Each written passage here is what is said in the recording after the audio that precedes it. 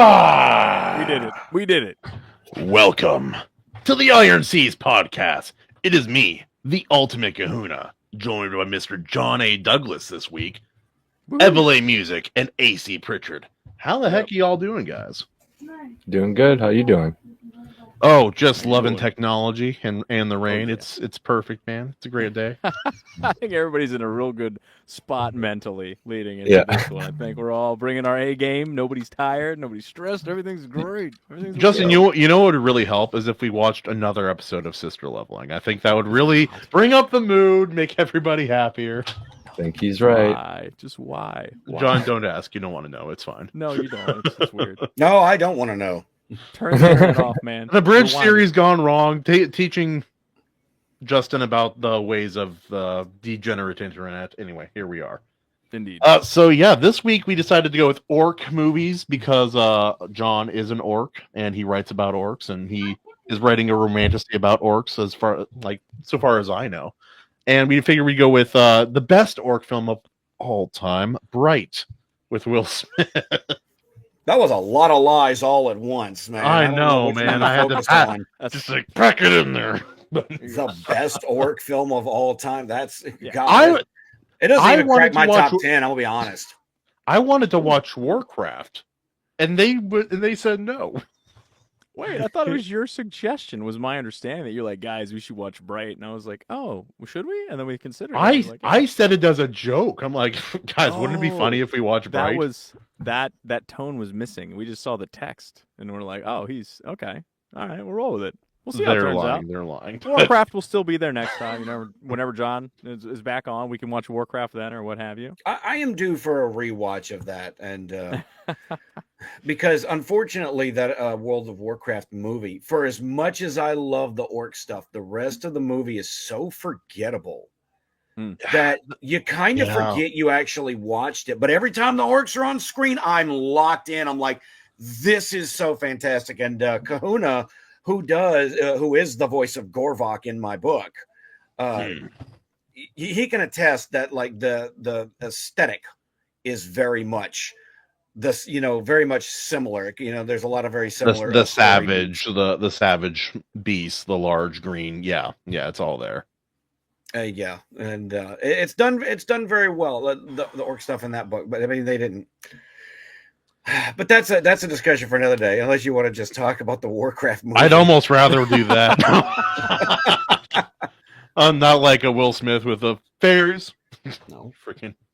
You remember that? Like he had a fairy in his bird feeder. He's like effing fairies, just like fairies' lives don't matter or something like that. I don't know. Yeah, there's some rough dialogue in this for sure. We'll get into it. Now, John, have you seen Bright? I'm curious.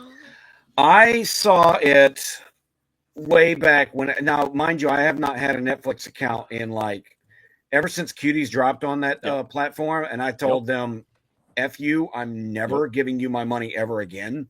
I kept that promise. Now, I've had a couple of free months provided by I forget little deals we get here and there.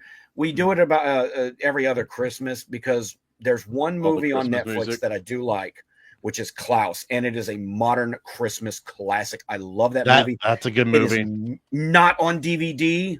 One of Norm Macdonald's last vocal roles too. Oh, really? So yeah, he's a character in it. He's not the main character though. But I love Norm. Man, I watched it back in the day. Came out back in the time when Netflix was like, "Hey, we can be making studio style movies. We're big shots now." And here we are, 8 years later, and it's just all slop. They spend $300 million on slop after slop after slop. Yeah, but they really thought they were onto something with this one. And this was actually my pre-orc identity days. I did watch it and promptly forgot almost all of the film. I had to I didn't get a free month to rewatch it, guys, because one, I've been busy too. Yeah. Not giving them my money, but I did brush up on the plot on Wikipedia, so I'm fully prepared. I don't remember a damn thing that happened though. It's just I'll know what we're talking about. I brought up it's not my only problem with the movie, but it's just the one thing I always think if I think about this movie, Bright, I think about this problem. They try to conflate orcs with black culture and being black. Black Yeah. people also exist, so that doesn't make any sense. And it's something I think about whenever I watch this film. Like, why do you do this? This doesn't make any sense. I talked about this with my son on the way as I dropping him off at school, that the Alien Nation did this concept better.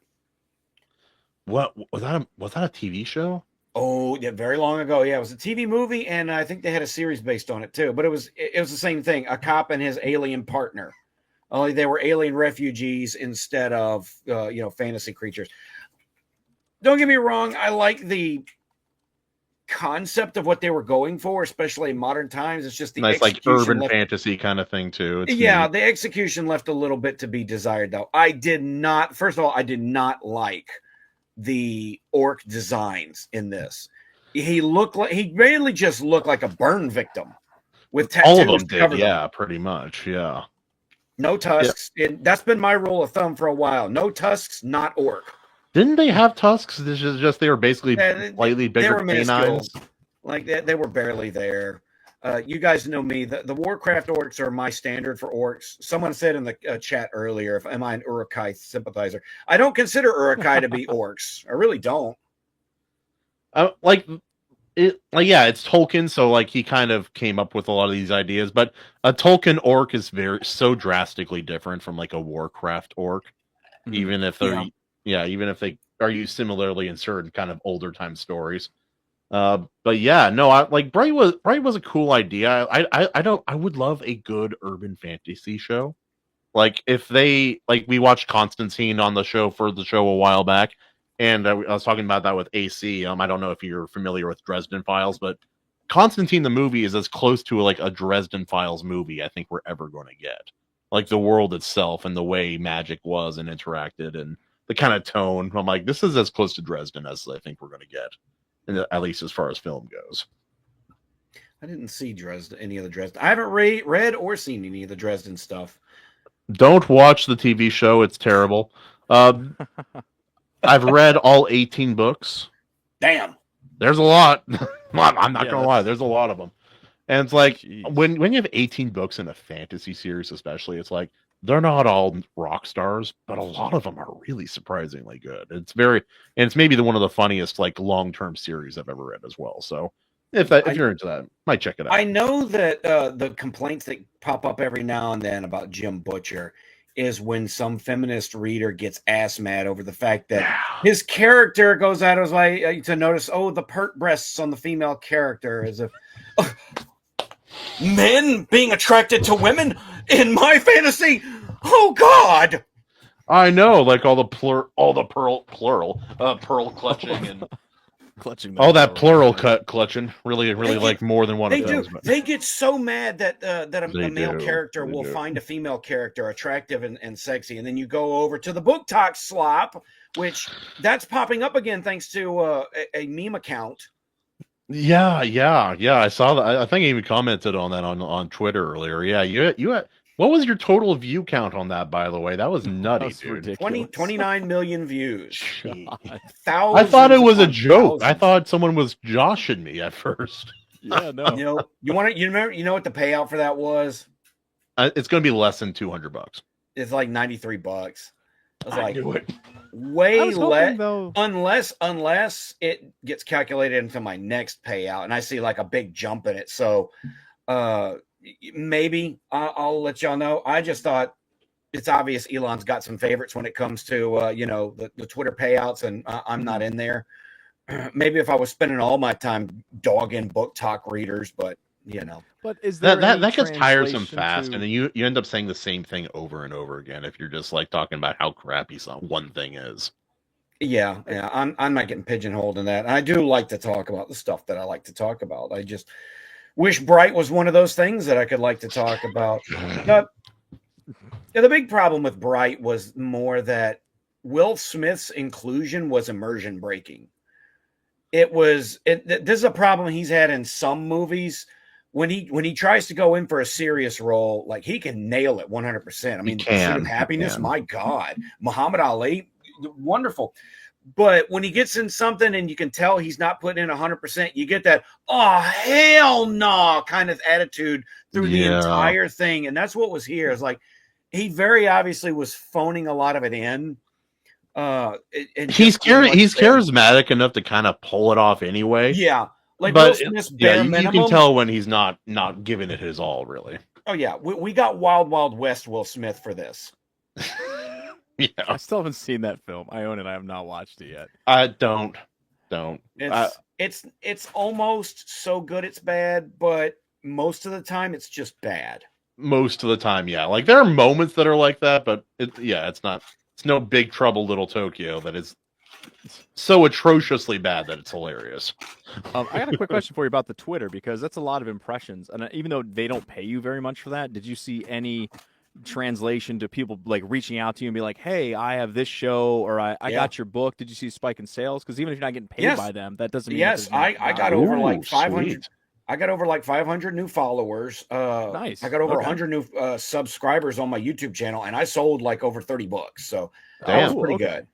Good. In one weekend. That's pretty big for me. You know, it sales go up and down, but go in phases. Yeah, for sure.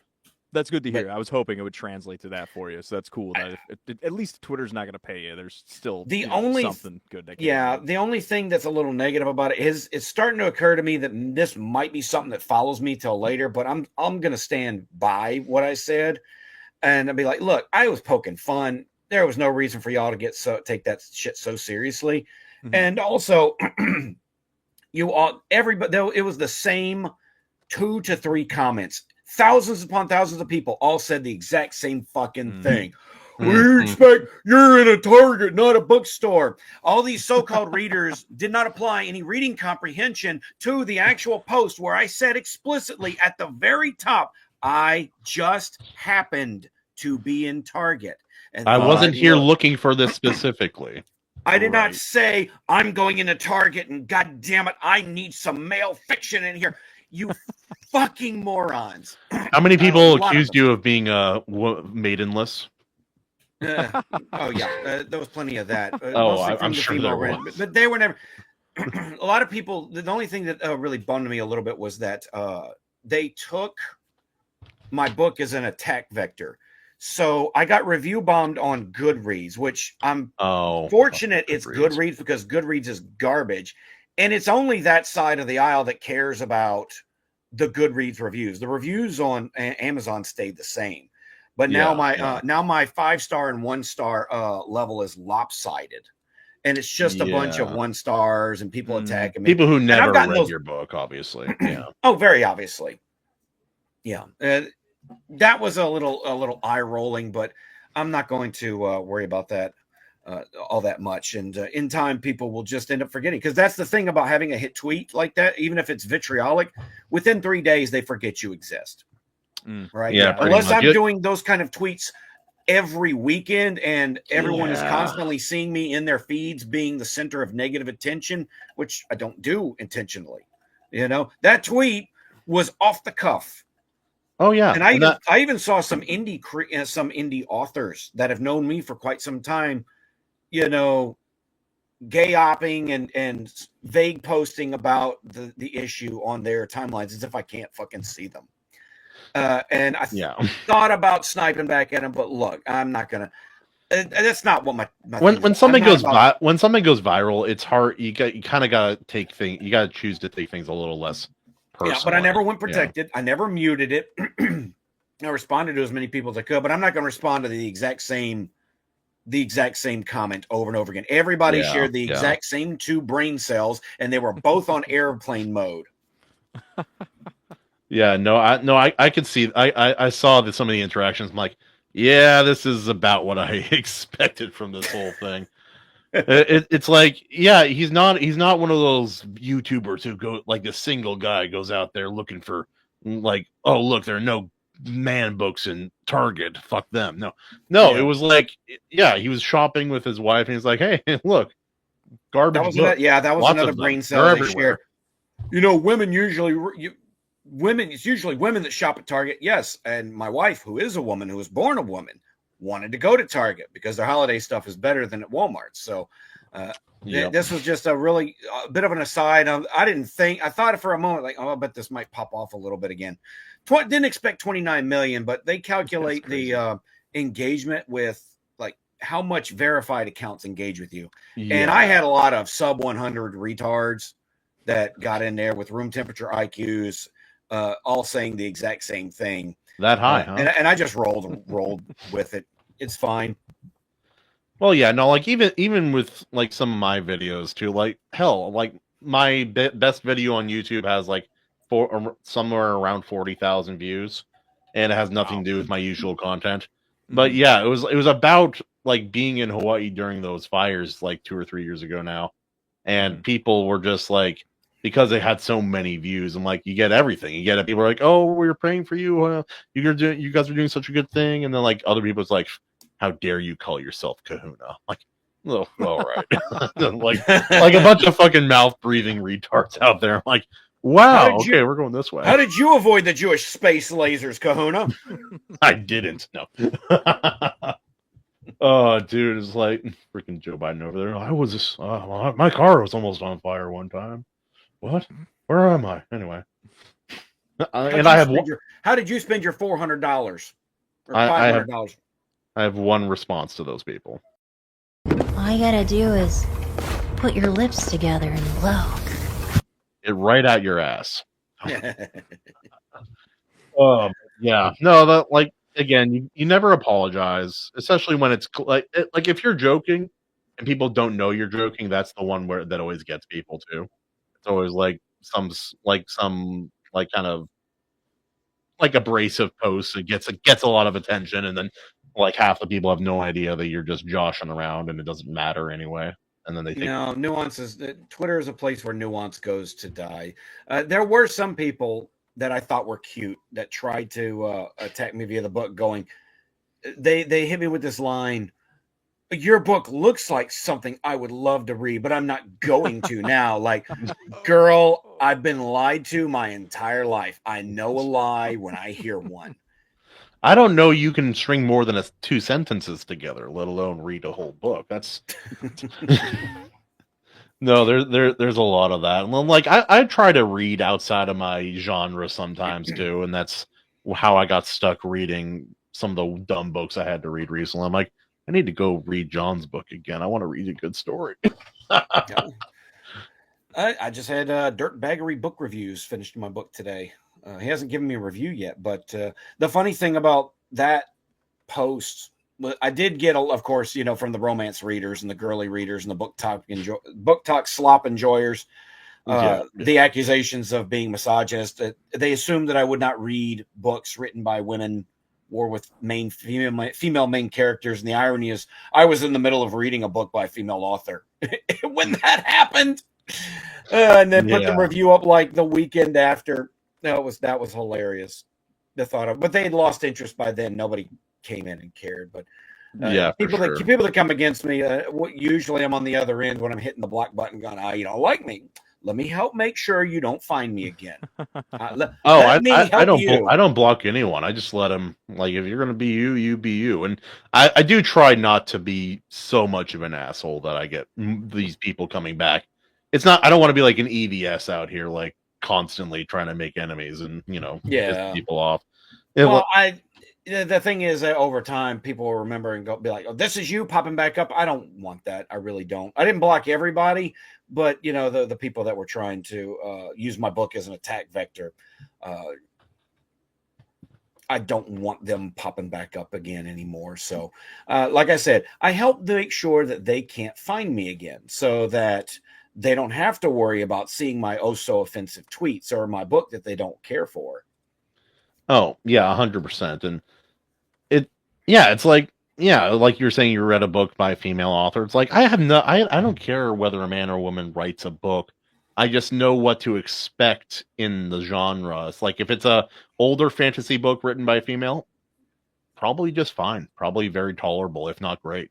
Modern fantasy book written by female author, I'm gonna wait till someone recommends me this book, most likely, before I start reading it. It's like the Jade Legacy series, like Jade City, Jade War, Jade Legacy. Yeah, I've seen it. maybe Fonda Lee. I don't remember her name for sure, but yeah, it's urban fantasy, and yeah, a couple of things make me uncomfortable. But the book series is great overall. Yeah, just really, really solid. It does not matter. Like, I think the main problem for me is if I'm reading a book by a female author and she doesn't understand the male mentality or perspective, she fills it in with her own idea of what that is, and it's usually so drastically wrong that it makes it very hard to enjoy the story for me.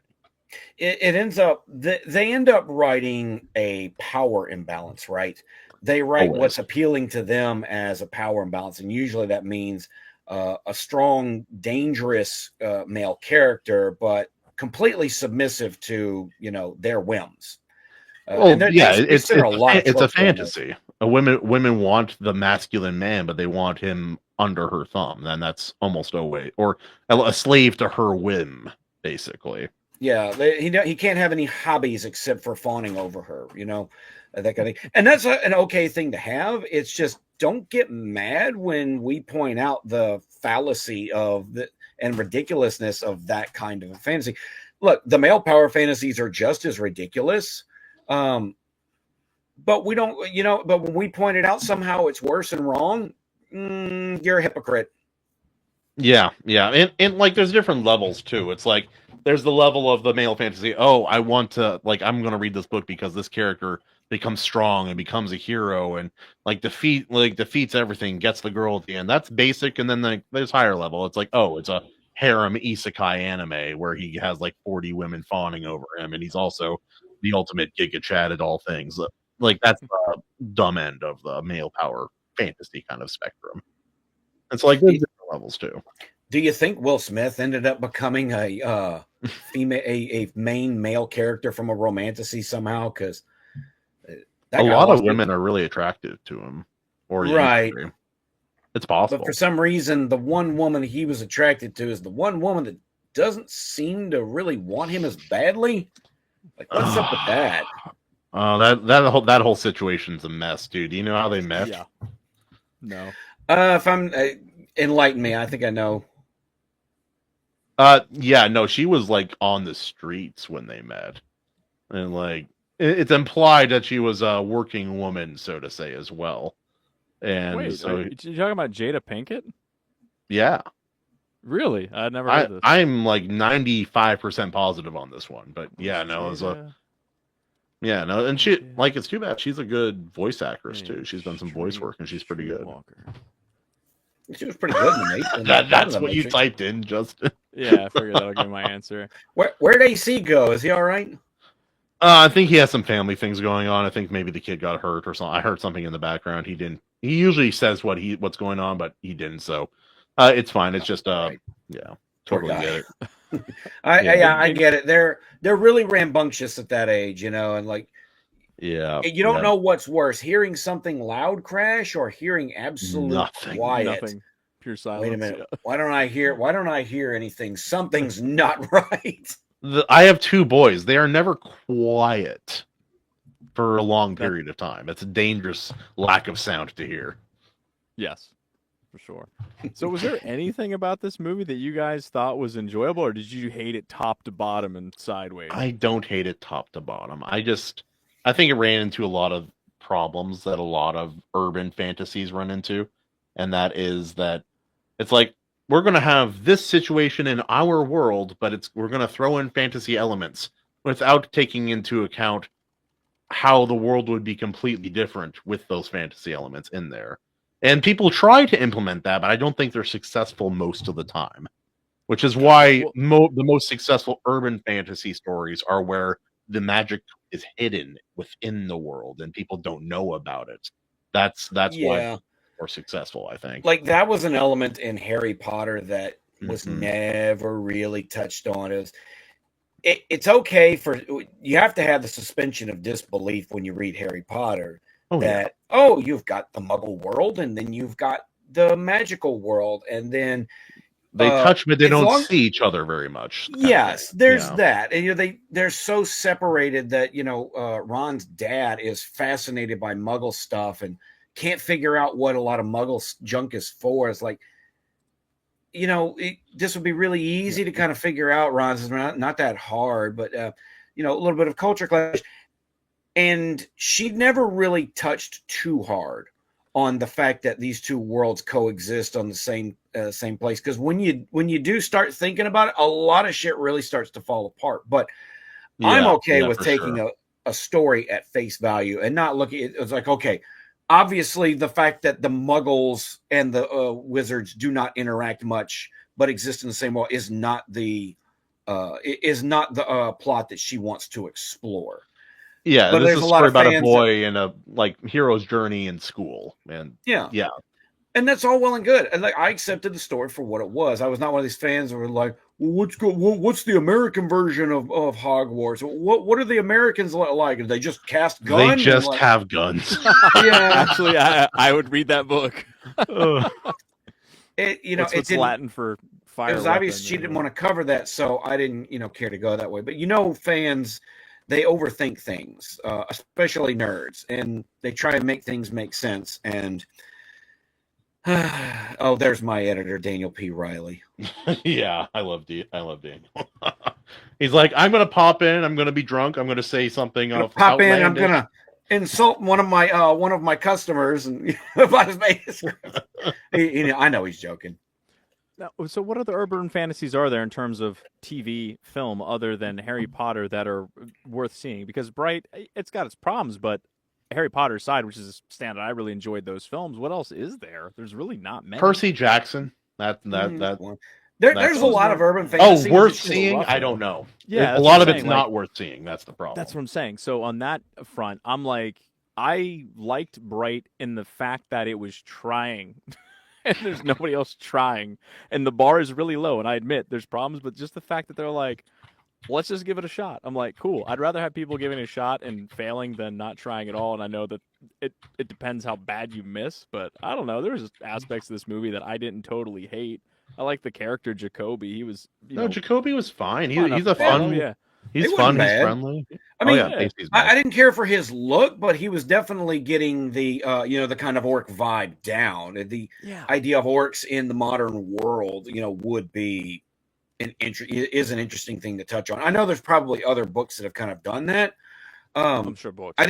His burn victim status, notwithstanding, it was still an interesting, integration. And then they have scenes where like Will Smith is standing on his porch and he's swatting at fairies, and I'm sitting here thinking, okay, using slurs too. Are the fairies sentient creatures? Are they the equivalent of insects? It's kind of implied he's both somehow. I like to think they're self-aware and shit. Yeah. I would have assumed if they were sentient, they wouldn't be buzzing around your fucking porch. Like they would have like Rodentopia in that Zootopia movie, where little rodent town, where they had their own place that they could, kind of segrange to. And you're right. Why are they hanging around Will Smith's porch? Fairy lives don't matter. they were hanging around the hummingbird-feeder, so I think that implies that they like sugar, which is in line with fairy lore, I'm pretty sure. So I mean, they could just be like crack fiends for sugar, right? They could be self-aware creatures that they can't resist themselves with them hummingbird feeders or something. They didn't really touch into it. I think we should assume that they're probably just bugs or something, just like rodents. Daniel is going after it in the comments. Bro is bored. I've been poking the bear a little bit too, but yeah. He's like, yes, tough love is my jam. And I say that's what the police report said. It wasn't just fantasy they integrated in the film. There was a lot of fairy tale elements. And fantasy and fairy tales, while both being fantastical, don't necessarily integrate quite as well. You got to make some concessions one way or the other. Yeah, you got to be pretty creative with it. It's harder in a movie. Because you were muted. Your lips were moving, but you say anything. Can you hear me? I can hear you. Yeah. Okay. Yeah, your audio was getting funky for a second there. Like, there are good urban fantasy stories, but I can see you're not muted on the screen, douchebag. Can you hear me? Oh, Oh, I'm sorry. It was my earbud. Sorry. 100% it was. That's good. At first, I'm like, I he's thought just Dr. joking. Who was And messing with me. then you No. said it again. I'm like, oh no, Yeah. he can't hear me. Oh my god.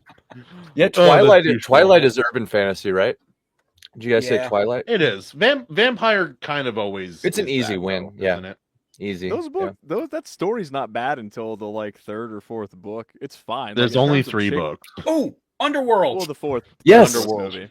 Yes. Oh man, I wish Oh. those movies were better than they were. They're fine, but I want them Vampire- to be like all. You shut your whore mouth. Justin. Vampires- No, Vampires I'm and correct. werewolves It's fine. and vampires and werewolves and such, like the Van Helsing lore, we'll say, is like the probably the most married to urban fantasy that it Yeah, gets. almost all urban fantasy is Yeah. going to be something like vampire or werewolf or both related, in my Mhm. opinion. Like Blade, another one technically Technically, yeah. superhero, but like it's urban fantasy. Yeah. Magic. You know what else is an urban fantasy that is well loved by everyone on having this a, channel? having a family in the city and being able to afford it. Highlander. Highland, perfect, Oh, yeah, perfect Highlander. example.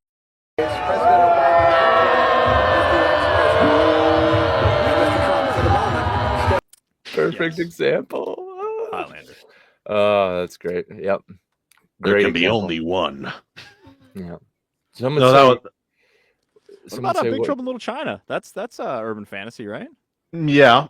No, it works. It works. Yeah. Yeah. Yeah, Yes, sir. yeah. Yep, I agree. Urban fan, very good at urban That was a fan. good one. Good flick. But as far as like Yeah, hard exactly. fantasy in an urban setting, like that is a little tougher. Hey. What's that kids movie that's like Patience is a Virtue? Page Master? Is that what I'm thinking about? Oh, Never man, Ending I haven't Story? seen that in Never forever. ending story.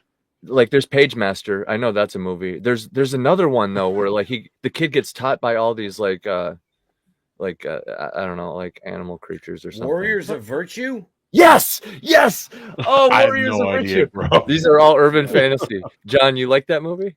You get that with your Man, kids? it's been a long time. So I think that I might have been a little old for when the time it came out. Like I love the concept. Yeah. There was a lot of the execution that kind of made me feel I'm thinking like this is kind of like a high budget fantasy Power Rangers. So Yeah, a little bit. it didn't really connect with. I'm due for a rewatch because I am. I don't think I gave that movie a fair chance when it came out. Because I think I was about 15 or 16. I was kind of moving I'm past too that mature phase. for this. I was kind of in the hey, look, when the attitude era in wrestling hit, okay, my Yeah. attitude Oh, dude. did kind of hit. I'm not gonna lie, It does A not lot of- matter what you think. Sorry, go ahead. a lot of opinions that I had, like I was like a lot of teens in the 90s, right? Like, oh man, old school heroism is kind of hokey. The whole black and white binary, good versus evil, like that's been done. I watched that in He-Man and Transformers, you know. And then you I have more want to complex stories coming not in. go to church every Sunday and date a goth girl. Is that so much to ask? Right. This Stone Cold guy coming in cussing and giving people the finger, and The Rock calling people and hilarious insults. That was all funny to me. You know, I've kind of come back away from the 90s edge. I wish more grown adults would, because there's some people who have not left the 90s Yeah. and think that the whole 90s edgelord grimdark shit is still flying. Like, man, we've stayed in that spot mentally way too long. We kind of need to go back. People who think that Neil Gaiman's Sandman is like a masterpiece when it's fine. Yeah. I can't read Neil Gaiman. I was just talking to these Yeah. guys. You know, this is actually one of our subjects, I think, tonight is like the different eras of fantasy. Yeah. And I was just different talking eras. to these guys before the show. So it's funny that you bring that up, the 90s grimdark, because my example for 90s fantasy, can you guess? It was George R.R. Martin, Grimdark Martin himself. So, Yeah. and He's he, smart. 90s. I saw Game of Thrones on the fantasy shelf when I was used to go book shopping at Walden Books. Well, yeah, he started around the same time as Harry Potter, so yeah, 93? it was around at the same time. Yeah. And you know who was huge at the exact same, got big about the same time. Fantasy did really kind of change in that late 90s, early 2000s era, and two particular authors exemplified that change. Two that I know very well. One was Sarah Douglas, because she is a very dark fantasy writer. Believe me. All these romantic girls who like their quote unquote dark tropes, their hair would burst into flames if they read some of Sarah Douglas's work. Yeah, and 100%. Terry Goodkind. Terry married a lot of classical pulp-like elements and fantasy elements, which is weird because he hated the genre, with more grim and gritty, realistic stuff and stuff that, like, there was a lot of sex and violence that was in there, and he tried to justify all of it. Yeah, there was. Well, yeah, it's like once something becomes very, very popular, it'll inspire. It's like, especially more modern times, it inspires its whole thing. Like, there were so many Harry Potter, like, people who wanted to emulate Harry Potter after that started gaining steam and getting super popular. And obviously, it's such a singular thing that no one really did a good job kind of copying that moving forward. At least no one I'm aware of. The mainstream publishers don't help with that either, because they see somebody like Gurm. They chase trends. Yes. And they're like, we need to fill the fucking market on George R.R. Martin books. And they literally purposely do it until it overflows and they start becoming duds. And then they stop signing those authors. Right when maybe some of the good imitators start getting good. It's like, all right, we're done. Yeah. So, Yep. But yeah, there's other authors like who was it? The dude Tolkien. Tolkien, obviously, he started, like, there's so many Tolkien like fantasy stories and authors that came out after that. Obviously, Robert Jordan's Wheel of Time was similar at first to that, and then he moved on to his own thing. I would link Lovecraft in there, because who else would be the king of urban fantasy, ladies and gentlemen? I would present to you H.P. Lovecraft. I would submit that to the court. Some other people might pull one up on me with, like, Frankenstein and Dracula and even like Nosferatu, right?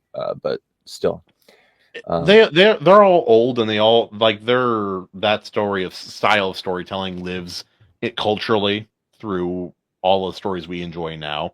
Like Robert E. Howe, like I love Michael Moorcock, and he's like 1950s, 1960s, like right around it or just after Tolkien's Lord of the Rings, but.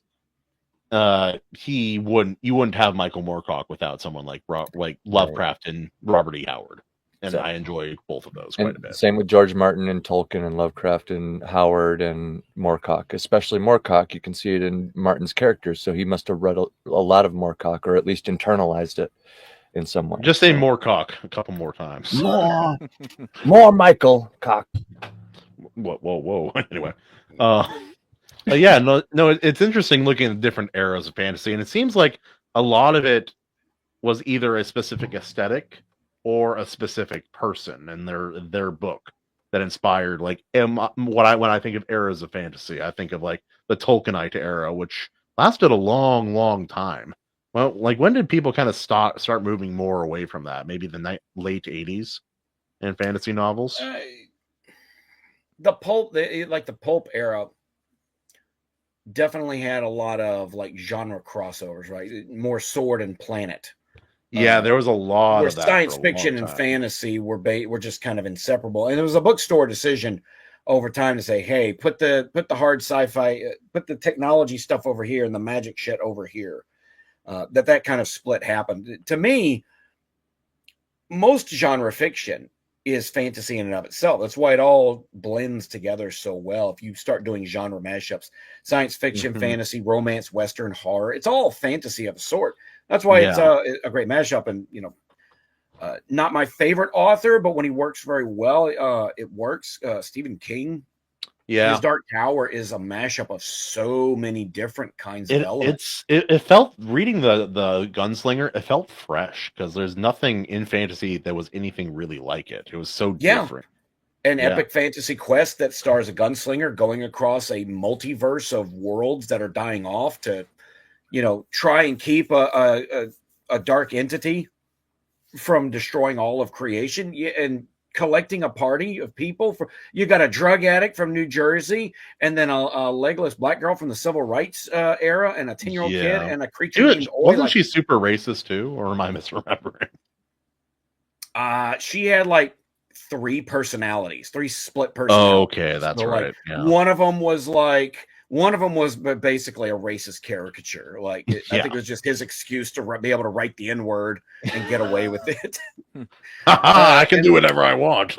I kind of can, you know. I mean, a guy makes more money than any author alive, so you know he can get away with that kind of stuff.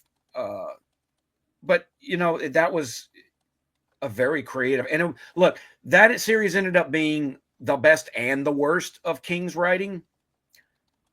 But ultimately, I think it's a series that's, you know, whether you love it or you hate it, it wound up being something that, from a creative standpoint, a writing standpoint, is a genuine, you know, kind of a masterpiece. It's his magnum opus. Yeah, it's undeniable that, and I got a lot of people are like, oh, you like Stephen King. You know, they'll look at certain things. I like some of his books. Is that hard? Like he's written like an average of 3 books a year. So yeah, they're not all winners. Some of them are. It's not that hard to believe. It's like Cujo is one of my favorites. I love that book. It's a great book. He definitely wrote better when he was absolutely blitzed on coke and pills and booze. But look, you know, guy's made his mark on the world, and he does have some books that are legitimately literary masterpieces. He does end up writing shit that I don't care for, but he's a horror writer, so you're going to get that kind of stuff. And people forget he also does drama really well, like Green Mile, Stand By Me, whole bunch of these different stories that they got turned into movies. And like everyone forgets that they were Stephen King stories because they think of him as a horror author first. The best Stephen King stories are the ones that Frank Darabont ends up directing. Yeah. Oh yeah, Shawshank. Yeah, the whole thing. Yeah, no, that lines up. Shawshank, Green Mile, The Mist. Yeah, The Mist is really good. It's a good concept too. Like anybody could, like I feel like that could become a timeless concept if people wanted it to be, like an isekai, but like a reverse isekai, where like it's just a portal opening up, right? And the mist is the environment of the other side coming through, right? Am I mistaken? The Mist was an ode to Lovecraft. Right. You can say that, right? That's yes, what it was. Can say that. Yeah. That makes sense. Now the book and the movie are a little different, specifically the ending. Oh, I hate that ending. Made me so mad. Oh, in the movie, that's the one where they're stuck in the grocery store, right? Yeah. Yep. And like some of the decisions they make, I'm just like, this is crazy. And if the book's like that, I guess it is what it is. But the movie, there's some decisions where it's just like, why did that guy like turn on? Because people are stupid, Justin. That's the reason. Always. I don't know. If there's one thing that King does really well that I don't see a lot of people point out, it's he writes, especially in a lot of his horror, he writes very well how people react when their sense of normalcy is gone. Yeah. And it's not 100%. Just panic, Daniel. It's also, I understand how this world works. All of a sudden, things are not working the way they're supposed to. The logic of the world that I understand is now not working. And it's a whole the cope that people come through. As hackney-eyed as his constant, look at the crazed religious character is, The Mist was probably a good representation of these, characters clinging to something in order to try and make sense of and survive in this, changing dynamic. And you will see, look, I walked through a flood at one point, like normalcy went out the window when I had to abandon my car, and I had to, I can only take 3 things with me walking through this flood. My keys in case I could get back to my car, my phone so that I could call for help, and my ID in case I drowned and they had to ID my body. And, things were just, I knew what I had to do, but it was still just felt like this crazy topsy-turvy situation I was in. Because I don't have to walk through a flood, every day. Maybe not ever again in my life.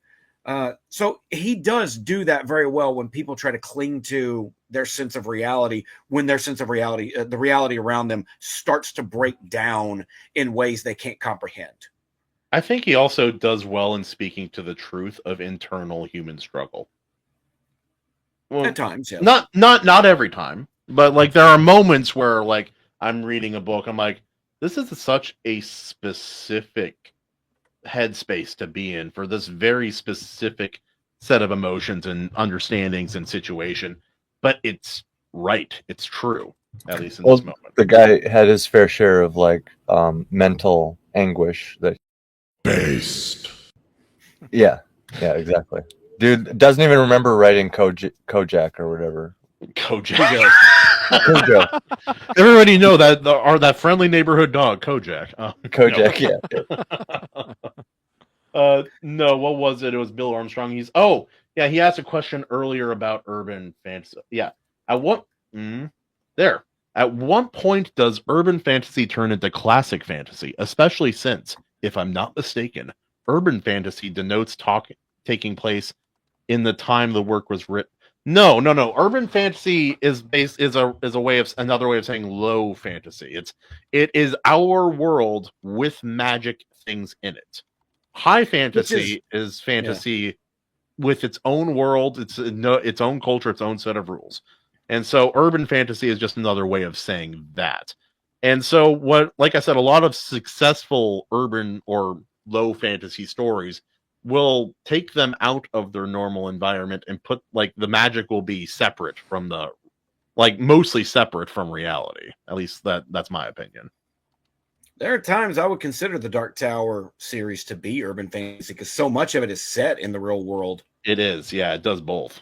And that's set in a world that is very much the end of ours, depending on where they're at.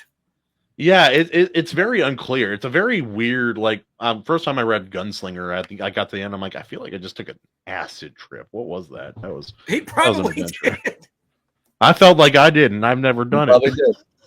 So we touched on how a lot of like vampire and werewolf stories tend to just default to urban fantasy or whatever, but another genre is like horror. You know, you got horror. A lot of horror stories. I think it's inherently horror. If you have those things in the story and it's the focus, it's inherently a little horror. It has to be, right? Yeah, a little bit. Well, unless you're going full comedy or Disney or whatever with the fantastical elements. Dead and world. Loving it.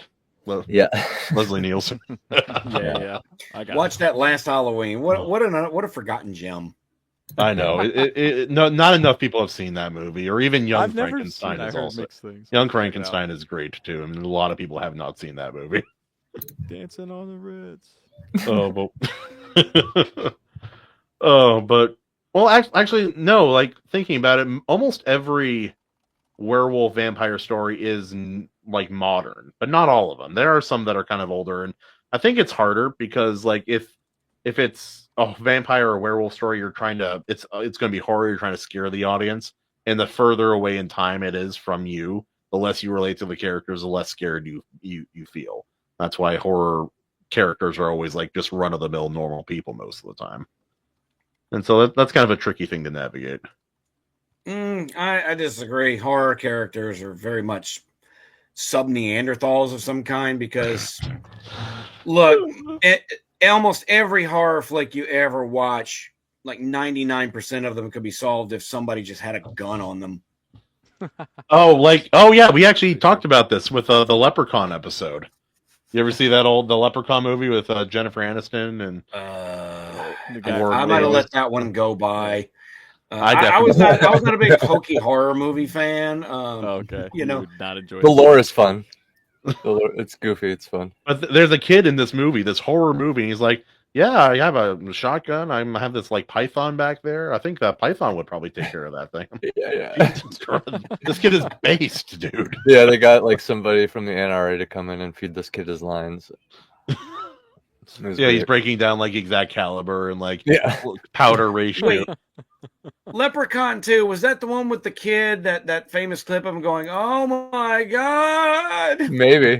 And there's Leprechaun. That was Troll 2. That was Troll 2. Oh, yeah, Troll's good. Yeah. Early internet memes, kids.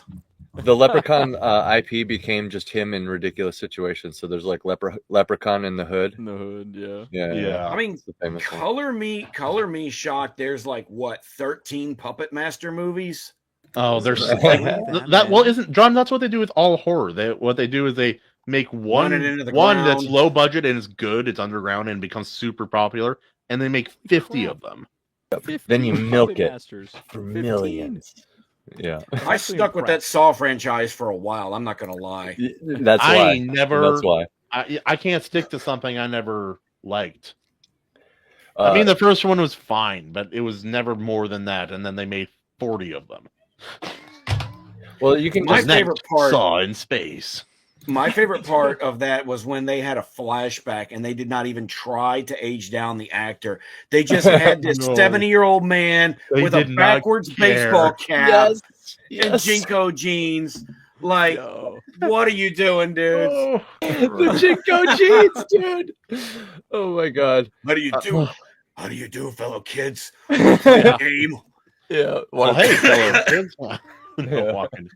It's Yeah. like, and then but I guess all those sequels coming out also gave us Freddy versus Jason, which Yeah. is unremittedly hilarious. It is a very Yeah. funny movie. And That something movie about was better than it had any right to be. It should not Agreed. have been as funny as it was. and something about the there's also Jason X where it was Jason in space. Oh my So they got to do all the fun stuff like he interacts with holograms and there's 0G and stuff like that. So that's fun. So that's the thing is it slowly becomes fun just to because it becomes self-aware, right? And then they're like, yeah, we know we're milking Freddy versus Jason, Alien versus Predator. We know what we're doing. We're trying to make money, guys. Just think it's cool for us, please. Don't you think it's cool?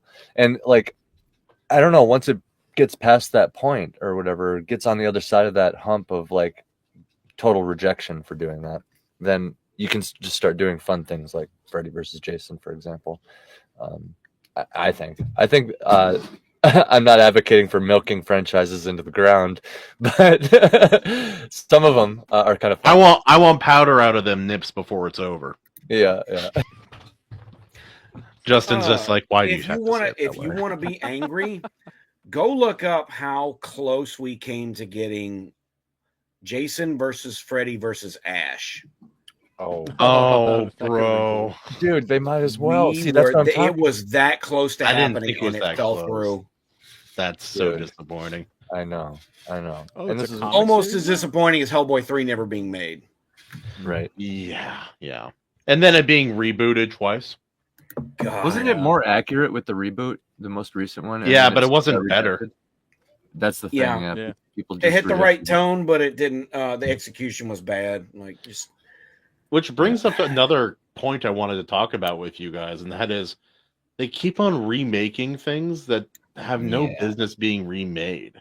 Like they're remaking good things that aren't even that old. Like they're remaking Harry Potter now. Wait, And then they're remaking remaking it? Narnia.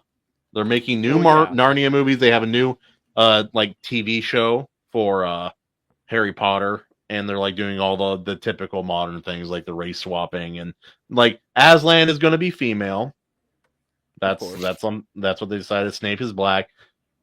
And it's just like, if you're not going to do it better, then why even bother trying? Like, I Well- figure, everyone went through that phase of like, why are all movies bad now? And then you find YouTube and you're like, oh, that's why all movies are bad. And then you get past it. But this has been like a decade of this. What is it ever going to stop? It seems like they just don't want to stop. They just want to keep continuing this. not until the wells run completely dry and Hollywood is contracted as much as possible. Right at this point, their only thing they know that makes money is trying to bring back anything familiar and taking very little chances. Name recognition. That's it. That pretty much, they're just not going to. I mean, what didn't they announced today? There's a new Predator movie coming out. This one's animated with the Spider-Verse style, so maybe it will like not suck as much. But Right.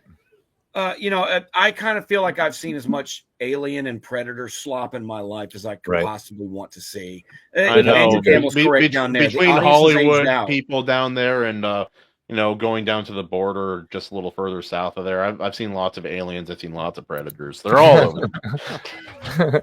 Have you heard the meme where it's like you get okay, you know what I'm talking about, the meme, the Alien versus Predator meme with concerning the border. Anyway, I know what you're saying. It would have to be really good, but that animation style does entice me a little bit. I like that animation style. I liked Yeah. the Into the Spider-Verse movie. I like the first Yeah. one. I had the second one just didn't jive with me for some reason. The story, and believe me, if we want to talk about that movie, have me and my son on stream because we have feelings about that movie. Because we love that first movie, and that second movie just, I can't get into it. I'll get to stop.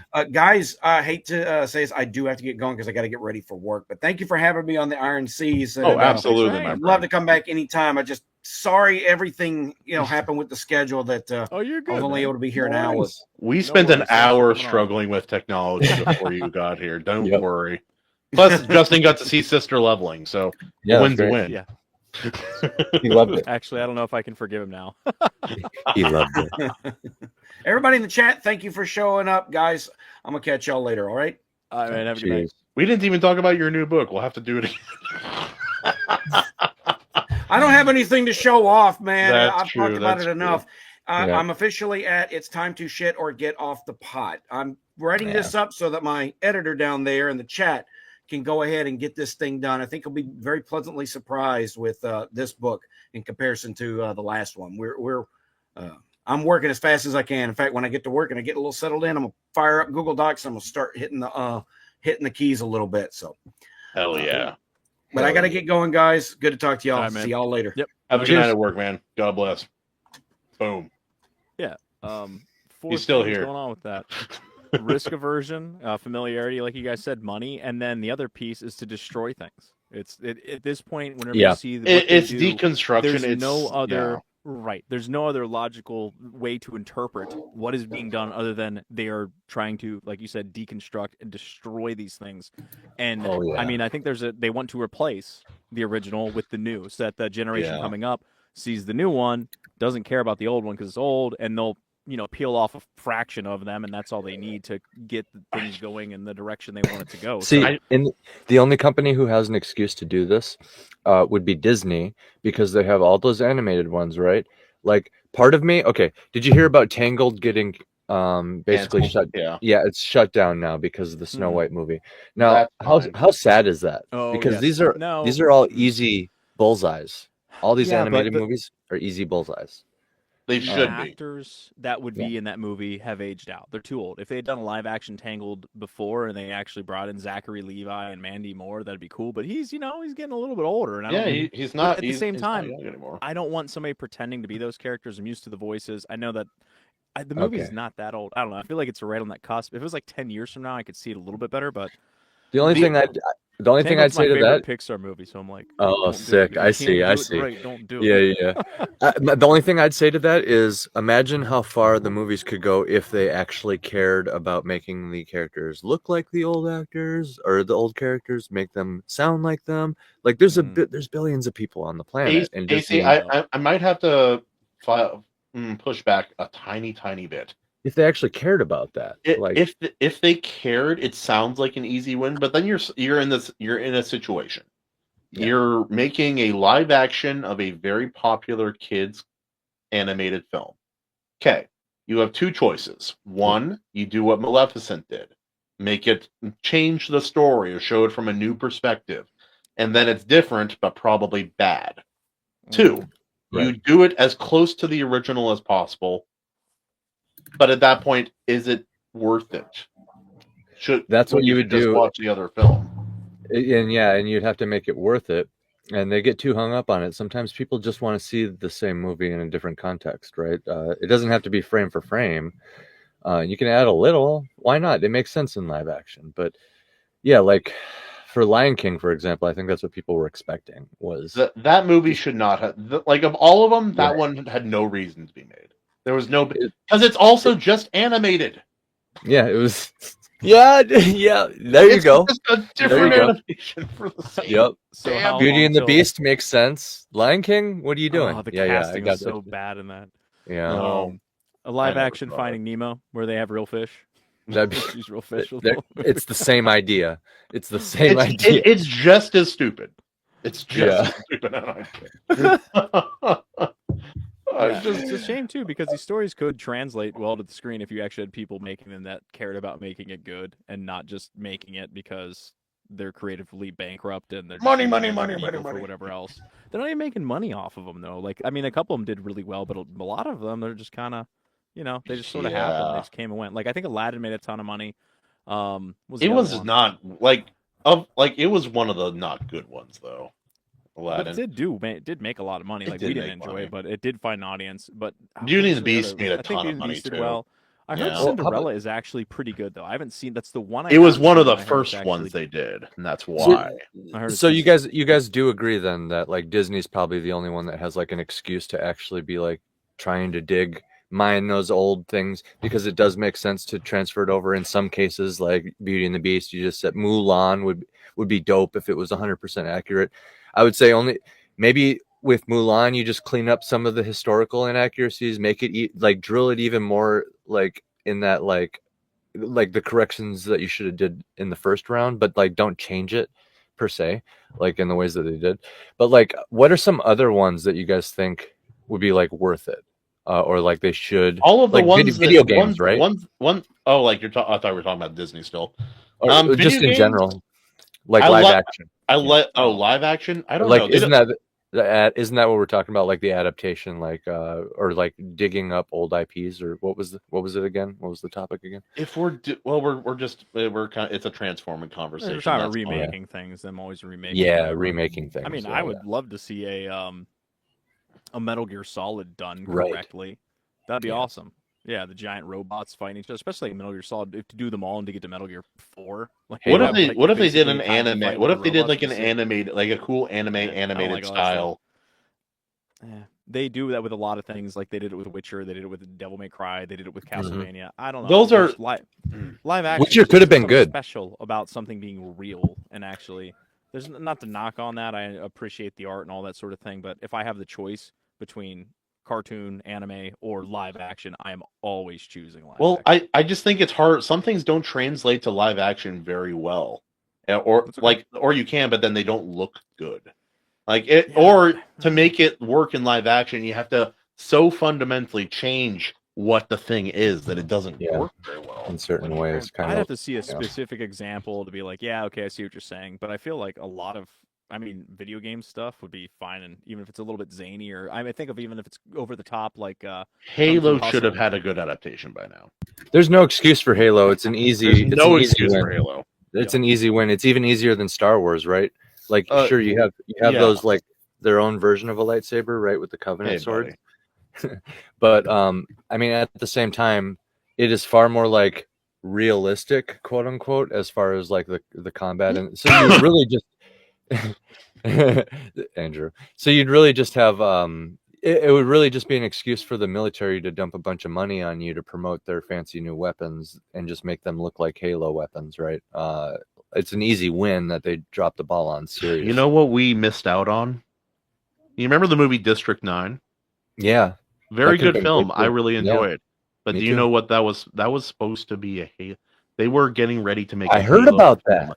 They had things in production, but then they had a licensing issue, like with the IP, and so I believe I'm trying to remember the director, but the director who gave that director his start and was funding the project, he's like, you know what? I believe in your direction. I believe in your ability to make a good film. Take the budget, take some of the props we have, and make a movie. And then he made District 9. Right, and that movie was so damn good, and they could have done Halo. It pisses me off. And that's why the aliens look so similar. Those the prawns. 100%, yeah.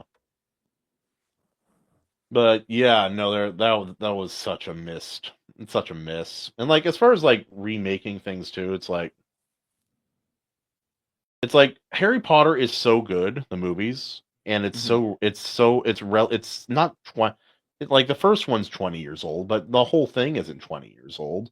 There's no reason to make it new, in my opinion. Right. Same thing with Narnia. Yep. The Narnia movies did okay, and then they didn't. Yeah, and I thought those were pretty fun. Yeah, they were. Yeah, the first one is great, and yeah, they never quite reached that height again, but that's fine. Yeah, the other ones were okay though. If the first one was an 8, the other ones were all like 7-ishes. They were totally fine, enjoyable movies. If Totally I was a kid, passable. the thing is, that's us talking about them as grown adults with brains and everything. But if you're a little kid watching those, I would have ate those movies up whenever I was young. Like, Yeah, that first one is like a 10-year-old, perfect Christmas movie. I love it. It's great. all 4 of them whenever you're that age would be awesome. And the Dawn Treader, I love boats. That's cool. And Prince Cat, like, Dragons there's cool stuff in and there for, like, gold kids and movie. yeah. And they're pretty safe for children too, which is also incredibly rare. Like fantasy movies for kids. There's Very a rare. few, but I gotta yeah, watch rare Warriors of anymore. Virtue now. I gotta rewatch Warriors I've of never Virtue. heard of that. Yeah, that Page sounds fun. Master. Page Master, Never Ending Story as well. Oh man, I gotta check all these old ones out. Forgot about them. I'm kind of with animation overload on this. Let me see. My thing is, if it's more or less the same, talking about like a live action adaptation, then why the hell would I bother with it when the original already exists? And if it's so different, then why? Like, that's basically what I said, and I completely agree. It's Right. And it's about the younger audience. They're trying to get the next generation coming up and replacing the thing you like. That's all. That's the only reason. That's the only thing that makes sense about any of it. Beyond they think it's going to make money or whatever, and maybe it does. But I think the bigger thing is they just want to replace the originals. So pandering aside, I like to lean a little bit more towards just like adapting, like basically, for example, the video games are a great example because some of them have such good stories that everybody wants to see a movie or something out of it, and they want to see like what they loved playing. You know, like Dead Space would be a great movie or a great series, even, or at least like if just show that you care about what the audience loved about the like. Look at Sonic. It's not the video games, but there's so much heart and fun and love poured into it. It's Sonic still. Yeah, it's still Sonic. People love it. Like I never played it, and I love those movies. I will say though, Sonic does ride the line a little. Yeah. We do have to some week. We got to have movie adaptations, and we can go cringe and we can go good. So we could have Sonic, we could have Street Fighter, we can get Mortal Kombat in there because there are like even the bad ones are still. It is. We could do a tier. We could do a cringy like YouTube tier list video. Sure, something like that would be fun too. Yeah. I'd be all over it, man. I haven't seen all of them, but I've seen a lot of them. I've seen too many. Remember Assassin's Creed? Yeah. Or Hitman. Hitman, oh my god. Hitman wasn't terrible. Timothy Oliphant was cool to watch. The biggest problem with the Assassin's Creed film was that, just like the games, the biggest problem with the games is spent way too much time in modern day. And I just like go back in time. Just show me that time period without any of the future crap, and it would be an interesting story. The short film they attached to either Assassin's Creed 2 or 3 was better. Like that 10-minute short film was better than the entire Assassin's Creed film. That's true, and it's because it was showing you Assassin's Creed. Like what people want to see. That's it. The movie, you don't actually get into the coolest part of it when it was in Spain or wherever it was until 2/3 of the way through the movie, and they're only there for 20 minutes, and there's just a couple action sequences, and it's basically over. It's like, I don't care about why he's in this lab, and I don't care about the science. Like, it's neat, but make that like 1/5 of the story. It's an excuse. It's going to be there. Yeah, I've said this from the beginning. I would have loved that series a lot more if it was just we start in this time period and we just go through time chasing the apples, and we don't, and eventually we get to modern day, and you make it a totally standalone modern day game. That's what it was set up as. Taking out my immersion, and I got to read an email and walk around some facility and go on a computer. It's like, just let me be the pirate. It was set up as that. Let me be the pirate. Damn it. Well, like hear me out here too. Like for Assassin's Creed, don't even make it about like the sci-fi element. Like make it about like, oh, I have this mission, like. But then, make it about like identifying like this person feels like a person out of time, and then he lives the lives of his ancestors, and it informs his own life. Like there's a story there. Yeah. Don't lie to me. There's a good story in there. There's a bunch of directions you could go. It could be like Memento, where like you so many directions we could go. Yes, so many So it could be like Memento, where like he feels compelled to do certain things, and like by the end of the story, he's this crazy assassin, and then you finally have that like out of body experience moment where he's like talking to his future ancestor, who reveals to him, "Hey, I've been kind of puppeting you in these important moments." Right. You could do a lot of things. You could have it be like Evely said, like just really lean into the medieval time period, and just like maybe the rug pull at the end is that he comes out of the Animus. You know what I mean? Like that's the reveal at the end or whatever. Like, and it's just a very small aspect of it. We should make an Assassin's Creed movie, but we should wrap this up. All right, guys, thank you for the unconventional stream today. It has been on my channel, The Ultimate Community. We will transfer it over to the Iron Seas channel, just upload it as a video and maybe clean it up a little bit, add some more sexy facial zooms. Let me mew. Too fat, doesn't work. Hey Justin, you should do that all the time. I'm kidding. But yeah, no, this has been fun. It's fun having John on. He's a little flustered. He had some like scheduling stuff that's difficult, and we had technology issues. But it's been a fun conversation. I really appreciate you guys all being here. I appreciate obviously you, Justin, and Andy. I appreciate our conversations, and it's gone well, man. I'm really excited about the future of our show. We have a lot of good content that's going to be coming out here soon, especially Justin's favorite special we've done so far, that we recorded just before the stream today. And yeah, no, it's been a blast. So plug your stuff, AC. What you got going on, man? You can just hit up the link tree that's been on screen the whole time and sub to all the channels. Hit that subby wubby. Justin. Now, same as always, you can find my music. You just go onto any streaming platform that has music on it. Type in Heavily, and you can listen to some rock, some metal, there's some chiptune stuff. There's even some lo-fi in there. Plenty of things in the works. It's just getting to them is a slow process. But soon, I should have a single here in the next handful of months to prime up for the next major release, which I'm hoping. Originally, I was like, I'll have that in spring, and now I'm like, there's no way. Maybe end of summer we'll have it done. So we're doing that. And of course, I am also a co-host over on Iron Age Nights. We filmed another episode recently. The really fun guest that I think you guys are going to really want to check it out because his book looks really, really good, especially if you're into Greek mythology. A little bit of that going on there. And for the record, because we didn't get to actually discuss it because we were discussing other things, I am going to break ranks from the group, and I am going to just lightly float Bright. I am going to say, crap. AC, you go. I need to think about it. I give it a D- float. Hey, there you go. That's about. I'm like D+. I'm giving it a D+. I like that they tried to do it. The movie had a lot of problems. The drama was slow. The tone. It's original. It's its own thing. Yeah. It tried to do its own thing. I'll give it that. F it. Float. It floats. Hey, holy crap. All right. Yeah. I gave this a float in Highlander a sink. Something is wrong. Yeah, something's wrong in the world. Yeah.